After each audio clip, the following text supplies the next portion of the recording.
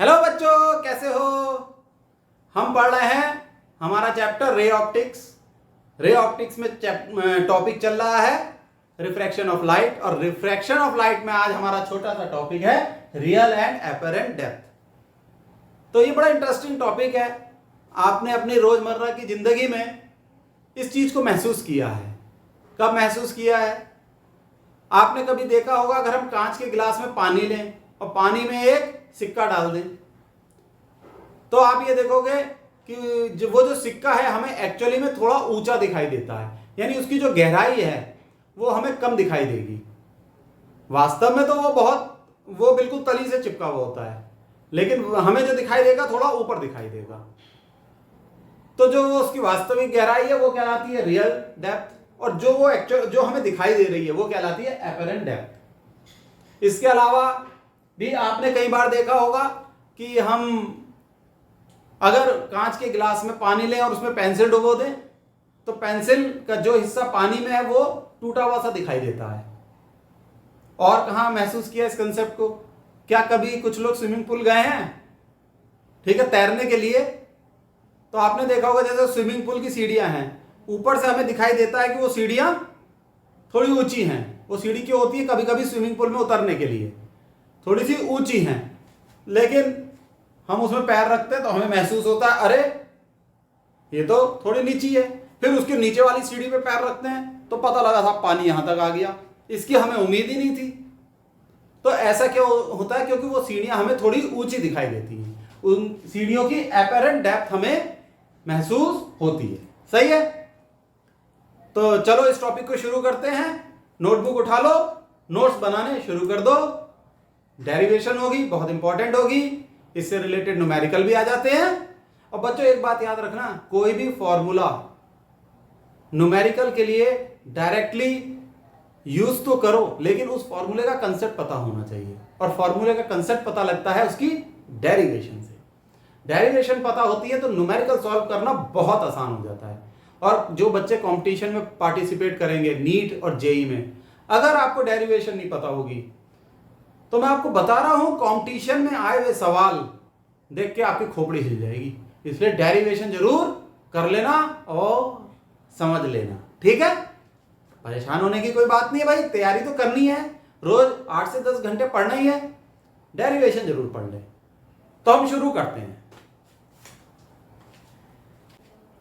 इस कंसेप्ट को हम समझेंगे कॉइन वाले यानी सिक्के वाले एग्जाम्पल से। तो वो डायग्राम बना लेते हैं जिसमें एक सिक्का पानी के ग्लास के अंदर है।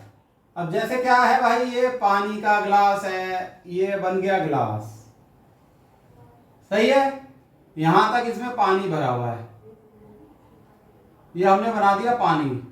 पानी की लहरें थोड़ी दूर दूर बनाएंगे जिससे डायग्राम बनाने में आसानी रहे।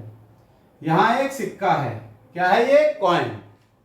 और ये ऊपर एयर है बच्चों, ठीक है? अब हमें इस कॉइन की इमेज ये देखनी है कि ये कहां बनेगी। तो इमेज देखने के लिए हमें दो रे चाहिए इस कॉइन से। पहली रे हमने परपेंडिकुलर बना दी, ये गई इंटरफेस से टकराई, ये रे इंटरफेस से टकराई, ऐसे गई। यहां जो परपेंडिकुलर रे इंटरफेस से टकराती है वो सीधी निकल जाती है, ठीक है? ये ऐसा सीधी निकल गई। अब हमने एक ये वाली रे बना दी, एक रे और चाहिए ना, तो ये बना दी साहब हमने। और यहां हमने एक नॉर्मल ड्रॉ कर लिया जहां पर ये इंटरफेस से टकराएगी। इंटरफेस क्या है? ये इंटरफेस है, सही है? ये नॉर्मल बना लिया हमने। अब इसमें रिफ्रैक्शन हो जाएगा, देखो कैसे, ये रे रिफ्रैक्ट कर जाएगी, ऐसे सीधी नहीं जाएगी, अब ऐसे चली जाएगी। अभी भी सीधी लग रही है, ऐसे जाएगी ये, ऐसे ऐसे, सही है? ये अब आप ये देखो, ये थोड़ा सा बड़ा डायग्राम बनाया है, हम इसे प्रोजेक्ट करेंगे पीछे। ये हमने इसे प्रोजेक्ट कर दिया, ठीक?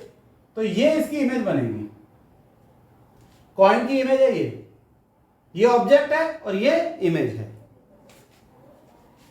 ये ऑब्जेक्ट और ये image. O is object, I is image. और इंसान कहाँ देख रहा है उसे? इंसान यहाँ देख रहा है, यहाँ इंसान की आंखें हैं। अब आंख थोड़ी बड़ी बनानी पड़ेगी क्योंकि फिगर बड़ा हो गया है थोड़ा सा, ठीक है। ये इंसान की क्या है? आंख, ह्यूमन आई। ऐसे बना दो खूबसूरत सी आंख। ये इसकी पलके, ठीक है। इस साइड की भी बना दो, नीचे की भी पलके होती है ना। तो ये ह्यूमन आई है, लिख लो। हो सकता है कुछ लोगों को ये शलजम लगे। ह्यूमन आई, ह्यूमन आई, सही। ये ऑब्जेक्ट, ये इमेज।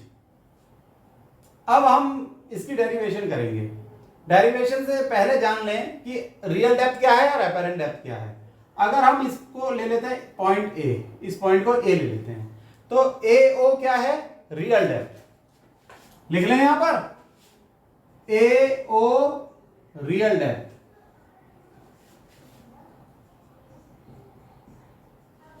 और ये इमेज यहां बन रही है आई पे, तो ए आई क्या है? Apparent depth. Apparent depth.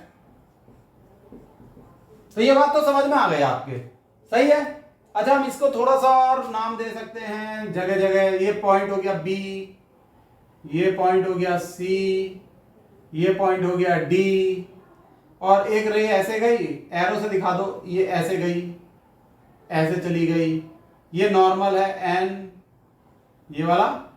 ये क्या होगा? एंगल ऑफ इंसिडेंस आई। समझ रहे हो ना बच्चों? आई का बिंदु मिल गया। Angle of incidence I. ये क्या होगा? Angle of refraction R. समझ गए? देखो फिर से देखो, ये एंगल ऑफ इंसिडेंस आई, ये एंगल ऑफ रिफ्रैक्शन आर। दिख रहा है? चलो अब हम ये फॉर्मूला ड्राइव करेंगे, रियल डेप्थ और एपेरेंट डेप्थ में रिलेशन निकालेंगे। तो बच्चों अब हम डेरिवेशन करते हैं। हम लगाएंगे स्नेल्स लॉ। स्नेल्स लॉ लगाएंगे हम पॉइंट सी पे, क्योंकि रिफ्रैक्शन कहां हो रहा है? पॉइंट सी पे। तो एंगल ऑफ इंसिडेंस है आई और एंगल ऑफ रिफ्रैक्शन है आर। आई कहां बन रहा है? वाटर में। और आर कहां बन रहा है? एयर में। लिख लो, ये है एयर और ये है वाटर। तो लगाओ स्नेल्स लॉ। स्नेल्स लॉ कहां लगाएंगे? At point C. C point पे लगाओ तो आएगा sine I upon sine R is equal to, ठीक, आई बन रहा है वाटर में, आर बन रहा है एयर में, तो उल्टा हो जाएगा refractive index of air upon refractive index of water. ठीक है, उल्टा हो जाता है ना। This is equal to refractive index of air with respect to water. ठीक है, यहां तक बात क्लियर। अब इसको घुमा दो, उल्टा कर दो। ठीक, उल्टा कैसे करोगे? साइन आर ऊपर ले आओ, साइन आई नीचे ले आओ, तो ये हो जाएगा वाटर का ऊपर पहुंच जाएगा, एयर का नीचे, तो ये हो जाएगा refractive index of water with respect to air. सही है, आ गई बात समझ में। अब आप ये देखो, this angle R, this angle R is equal to this angle R. ये भी एंगल आर होगा, क्यों? देखो ये पैरेलल लाइन है, ये एक सीधी लकीर आ रही है, ये लाइन और ये लाइन पैरेलल है। ठीक, ये लाइन और ये लाइन पैरेलल है, तो ये दोनों एंगल क्या हुए? Corresponding angle. इसी तरीके से एंगल आई अगर ये है तो ये भी क्या होगा? एंगल आई। क्यों? ये दोनों लाइनें पैरेलल है। इस लकीर की बात करें तो ये अल्टरनेट एंगल है। कैसे एंगल है ये दोनों? Alternate angle. तो अब हम इसे लिख लेते हैं कि angle R equal to angle A I C, A I C, angle I equal to A O C, angle A O C. Reason भी लिख लो, करस्पॉन्डिंग एंगल, करस्पॉन्डिंग एंगल, यहां लाइट खींच देते हैं, ठीक है। और ये कौन सा हुआ, अल्टरनेटिंग एंगल, अल्टरनेटिंग एंगल। ये हमने पढ़ा था 10th क्लास में, 9th क्लास में ज्योमेट्री में पढ़ा था, ठीक है। अब ये एंगल हमें यहां रखने हैं, ये हो जाएगा साइन, आर की जगह ये रख दो, sine of angle A I C upon sine of angle, I की जगह ये, आर की जगह ये, angle A O C is equal to N W A, refractive index of water with respect to air. देखो बच्चों यहां तक क्लियर है। अब आप ये देखो साइन ऑफ दिस एंगल क्या होगा, means sine of angle A I C, angle A I C देखो, ये इस ट्रायंगल को देखो, कौन से ट्रायंगल को, triangle A I C.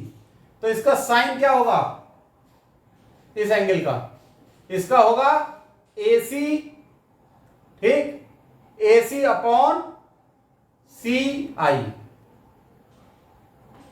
A C upon C I, A C upon C आई। और sign of angle A O सी, ये होगा ए सी, ए ओ सी, ये ट्रायंगल है ना, ये होगा ए सी अपॉन सी ओ, सी ओ। तो ये जो हो जाएगी आपकी लेफ्ट हैंड साइड, ठीक, लेफ्ट हैंड साइड में इस एंगल की जगह ये वैल्यू रख दो, इस एंगल की जगह ये नीचे वाली, तो आपका हो जाएगा A C upon C I divided by A C upon C O is equal to refractive index of water with respect to air. सही है, यहां तक समझ में आ गया। ये हो जाएगा आपका CO upon CI equal to this. सही, आ गई बच्चों ये बात समझ में, यहां तक तो आपको बिल्कुल क्लियर हो गया होगा। CO upon CI equal to refractive index of water with respect to air. अब देखो CO है ये, CI है ये। अब एक बात जो आपको जाननी है और जो हमारा एक अच्छा सा अजम्पशन है कि ह्यूमन आई का जो एपर्चर होता है ना वो बहुत छोटा होता है। हमने यहाँ बड़ा बनाया क्योंकि हमें फिगर बड़ा बनाना था, और ये एपर्चर छोटा होता है और ये इमेज हमें तभी दिखती है जब ये दो रेस जो ऑब्जेक्ट से निकल रही हैं हमने बनाई हैं, ये इतनी क्लोज हों कि ह्यूमन अपर्चर में चली जाएं। ह्यूमन अपर्चर ही बहुत छोटा होता है तो ये रेस भी बहुत क्लोज होनी जरूरी है, तभी ये ऑब्जेक्ट हमें दिखेगा। और ये दोनों रेस ये अगर क्लोज होंगी तो इसका मतलब C और A एक दूसरे के बहुत क्लोज होते हैं, तब जाके ये ऑब्जेक्ट हमें दिखाई देगा। तो ये लिख देते हैं, सिंस ह्यूमन अपर्चर किसका, आंख का, वो तो अंडरस्टूड है। अपर्चर इज वेरी स्मॉल, बहुत छोटा होता है। So object will be visible. Object means object की इमेज will be visible कब, when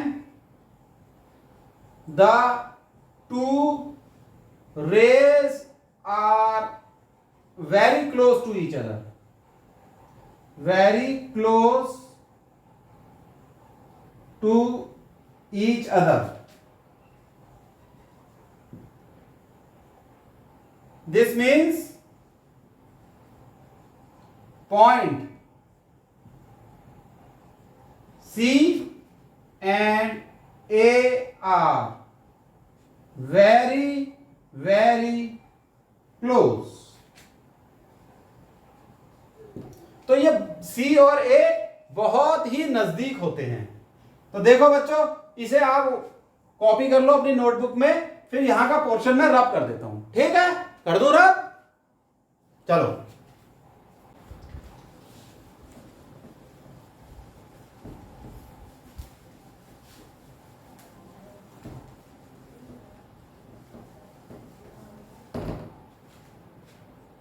तो देखो बच्चों, जब ये पॉइंट सी और ए बहुत क्लोज हैं, तो हम ये अज्यूम करते हैं कि सी और ए ओवरलैप कर रहे हैं, यानी सी ए के ऊपर ही है। और जब सी ए के ऊपर है तो क्या होगा, लिख लो, देयरफॉर सीओ क्या होगा, सीओ इज इक्वल टू, ठीक है, CO is equal to AO and C I is equal to A I. तो इस फॉर्मूले को हम ऐसे लिख सकते हैं कि N W A is equal to CO की जगह लिख लो एओ और सी आई की जगह लिख लो A I. N W A equal to AO upon A I. AO क्या है, रियल डेप्थ, ए आई क्या है, apparent depth. So NWA is equal to real depth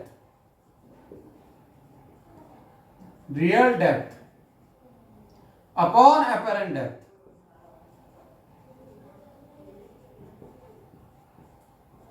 ठीक, यानी अगर हमें वाटर का रिफ्रैक्टिव इंडेक्स पता हो एयर के रेस्पेक्ट में, तो हम एपेरेंट डेप्थ निकाल सकते हैं। भाई रियल डेप्थ तो हमें पता ही होगी।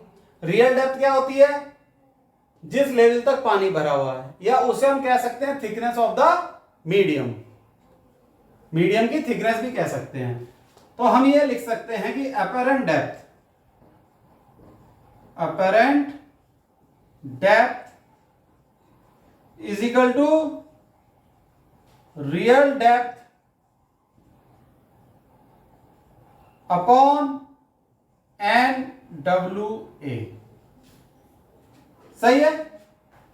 तो इसका यह अर्थ हुआ कि अगर हमें ये दो वैल्यू पता हो तो हमें एपेरेंट डेप्थ पता लग जाएगी। इस वाले फॉर्मूले से एक बात और सामने आती है, हमें पता है NWA इज ग्रेटर देन 1, इसकी वैल्यू 1 से ज्यादा होती है। इसका मतलब real depth upon apparent depth क्या है इसका हाल, इट इज ग्रेटर देन 1। सही है?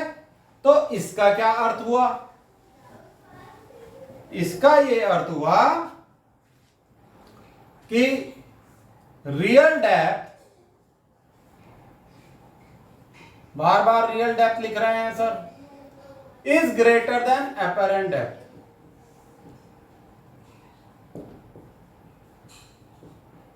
यानी रियल डेप्थ ज्यादा होती है, एपेरेंट डेप्थ कम होती है। इसीलिए कॉइन हमें थोड़ा सा ऊपर दिखता है, क्योंकि एपेरेंट डेप्थ कम है।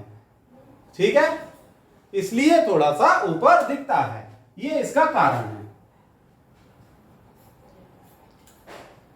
इसे रब कर देते हैं।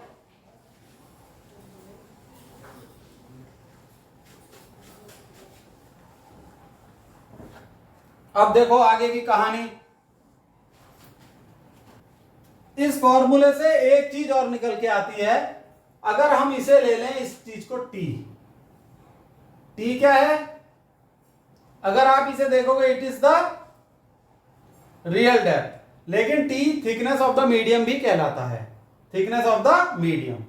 तो इसको लिख दो, T is thickness of medium. यहां पानी की जगह एक ग्लास का स्लैब होता तो वो ग्लास के स्लैब की थिकनेस होती, सही है, इसलिए टी लिया है। तो आपका AO is equal to T. तो इस फॉर्मूले को देखो आप, एपेरेंट डेप्थ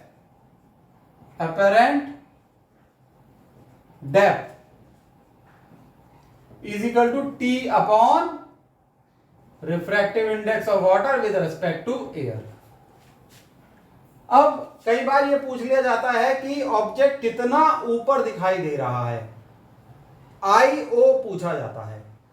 तो ये IO क्या कहलाता है? नॉर्मल डिस्प्लेसमेंट, ठीक, यानी ऑब्जेक्ट का normal displacement. IO is normal displacement किसका? ऑब्जेक्ट का, ऑफ ऑब्जेक्ट। अगर हमें यह निकालने को कहा जाए तो IO क्या होगा? It is AO upon AI, sorry AO minus AI, AO minus AI, ठीक है, AO माइनस AI, ठीक है। अरे निकल गया गलती से, ठीक, ये समझ में तो आ गई ना आपके बात? चल एकदम मस्त रहने का। अब AO क्या है भाई? AO है आपका रियल डेप्थ और AI है एपेरेंट डेप्थ। एक काम करो, यहां AO बाहर ले लो, 1 minus AI upon AO, this is IO। इसको वैसे हम D से भी डिनोट करते हैं, तो यहां लिख लो D equal to AO, this is thickness of the medium, upon 1 minus AI upon AO क्या है? देखो भाई, AO अपॉन AI तो ये है, इस इक्वेशन को देखो, तो ये क्या होगा इसका? Reciprocal, 1 upon refractive index of water with respect to air. तो कुल मिला के ये कह सकते हैं हम कि अगर हमें मीडियम की थिकनेस पता है और रिफ्रैक्टिव इंडेक्स पता है मीडियम का, तो हम ये नॉर्मल डिस्प्लेसमेंट भी निकाल सकते हैं, हम ये एपेरेंट डेप्थ भी निकाल सकते हैं, यानी बहुत कुछ निकाल सकते हैं। बस ये दो पैरामीटर पता होने चाहिए। चलो ये तो यहां तक बात खत्म हो गई। आपने निकाल ली दो इक्वेशन, एक तो ये इंपॉर्टेंट एपेरेंट डेप्थ निकालने की और ये नॉर्मल डिस्प्लेसमेंट निकालने की इक्वेशन, ये भी बहुत इंपॉर्टेंट है। अब कई बार क्वेश्चन आ जाता है कि मीडियम एक नहीं है, मान लो 3 मीडियम है, सही है? कितने मीडियम है? 3। तब बताओ साहब एपेरेंट डेप्थ कितनी होगी? देखो इस तरीके का क्वेश्चन बनेगा, ये रब कर रहे हैं, हाथों हाथ लिखते रहा करो। कभी कभी मैं पॉज करने का समय देता हूं तो पॉज करके लिख लिया करो। तो बच्चों ये कहानी है, एक मीडियम है ये, इसको दे दो मीडियम नंबर 1। एक मीडियम है ये, उसके नीचे मीडियम नंबर 2, ये थर्ड मीडियम है, मीडियम नंबर 3, और इसका रिफ्रैक्टिव इंडेक्स है सपोज N1, इसका N2 और इसका N3। ये रिफ्रैक्टिव इंडेक्स एयर के रेस्पेक्ट में है, क्योंकि ऊपर क्या है? यहां एयर है, ऊपर तो एयर होगी, क्योंकि इंसान किसी भी ऑब्जेक्ट को देखेगा तो हवा में ही तो देखेगा, ऊपर तो एयर ही होगी, इसलिए ये रिफ्रैक्टिव इंडेक्स एयर के रेस्पेक्ट में है। ऑब्जेक्ट कहां है? ये, ठीक, ये हमने एक नॉर्मल ड्रॉ करा, तो इमेज कहां बनेगी? यहां आई, ठीक, दिस इज O और ये है A। तो AI क्या है? एपेरेंट डेप्थ, तो ऐसे निकलेगी ये एपेरेंट डेप्थ AI, इसी फॉर्मूले से निकलेगी। अच्छा, इन मीडियम की हमें थिकनेस पता है, दिस इज T1, इसकी थिकनेस है T2, इसकी थिकनेस है T3, तो निकलेगा ऐसे T1 upon N1 plus T2 upon N2 plus T3 upon N3। ये फॉर्मूला होगा एपेरेंट डेप्थ निकालने का when there are more than 1 medium. सही है? ये फॉर्मूला भी इंपॉर्टेंट है। कैसा है ये भी इंपॉर्टेंट है। तो आपको 3 फॉर्मूले पता लग गए, इन पे बेस्ड न्यूमेरिकल आते हैं बहुत बढ़िया बढ़िया, हम भी कराएंगे बहुत बढ़िया बढ़िया। ठीक है, इसे नोट डाउन कर लो। इतना पोर्शन रब कर देते हैं और एक एग्जाम्पल बताएंगे। ठीक है, सिंपल सा एग्जाम्पल है, इस टॉपिक पे न्यूमेरिकल्स भी आ जाते हैं। देखो बच्चों, मान लो ये 3 मीडियम है, मीडियम मान क्या लो, ये तो है ही, इनकी थिकनेस आपको न्यूमेरिकल में देंगे वो लोग। अब ये T1 है 6 सेंटीमीटर, T2 है आपका 12 सेंटीमीटर और T3 है 9 सेंटीमीटर। इनका रिफ्रैक्टिव इंडेक्स भी दे रखा होगा, तो ऐसे लिख लेते हैं, चलो N1 आपका है से 3/2, N2 है 4/3, कितना है N2? 4/3 और N3 है 9/8। रिफ्रैक्टिव इंडेक्स दे रखा है। अब आपसे पूछा जाए कि साहब एपेरेंट डेप्थ निकालो, यानी कि ऑब्जेक्ट आपको कहां दिख रहा है। ठीक, तो इस फॉर्मूले से डायरेक्ट आप निकाल सकते हो एपेरेंट डेप्थ।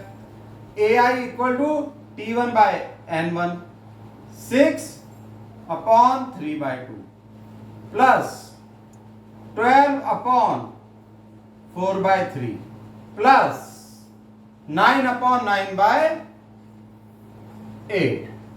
अब आप इसे सॉल्व कर सकते हो, तो ये हो जाएगा 6 × 2/3 प्लस 12 × 3/4 प्लस 9 × 8/9। ये चीज ऊपर पहुंच जाएगी, ये रह गया 2 कैंसिल हो गया 4 और ये, तो ये कितना आ जाएगा आपका